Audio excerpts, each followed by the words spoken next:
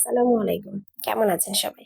আশা করি যে যেখানে আছেন আল্লাহর রহমতে সবাই সুস্থ আছেন, ভালো আছেন। আমিও আলহামদুলিল্লাহ ভালো আছি। আজ সন্ধ্যার পর একটু গিয়েছিলাম স্বপ্নে। আসলে একটা কাজে গিয়েছিলাম স্বপ্ন আউটলেটে। আমার ছেলের খুব ইচ্ছা হচ্ছিল জলপাইয়ের আচার খাওয়ার জন্য। বাট জলপাই আমি আমার এলাকাতে খুঁজে পাচ্ছিলাম না। তাই ভাবলাম স্বপ্ন আউটলেটে একটু ঘুরে দেখে আসি।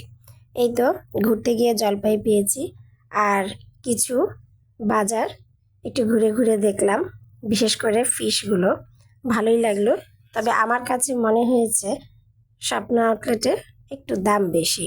এমনও হতে পারে বাজারেও দাম বেশি, যেহেতু আমি বাজারে যাই না।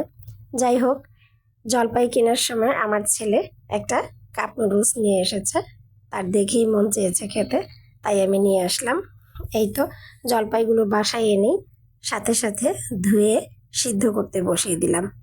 একটু লবণ দিয়ে সিদ্ধ করে নিলাম। জলপাইয়ের আচার আমি খুব সহজ পদ্ধতিতে করে থাকি, যেহেতু আমি খুব একটা মশলা কোনো কিছুতেই ব্যবহার করি না।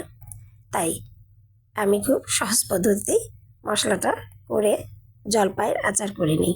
তবে আমের আচার করার জন্য আমি সরিষা বাটা আর রসুন বাটাটা একটু বেশি ব্যবহার করি। আর জলপাইয়ের আচারে আমি আস্ত সরিষা ফোড়ন দিয়ে তারপর রসুন বাটা দিয়ে এই তো সিদ্ধ করা জলপাইগুলো দিয়ে হালকা লবণ এবং হলুদ দিয়ে দিলাম। আমি পরে টেস্ট অনুযায়ী লবণ আরও দিয়েছিলাম।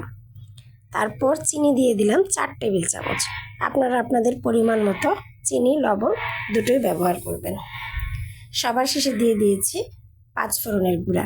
আমার ভিডিওগুলো ভালো লাগলে অবশ্যই লাইক এবং ফলো দিতে ভুলবেন না। জলপাইয়ের আচার ভালো রাখার জন্য আমি সবার শেষে ভিনেগার দিয়ে আগুন বন্ধ করে দিয়েছি।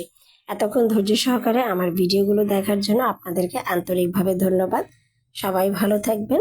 আল্লাহ হাফেজ।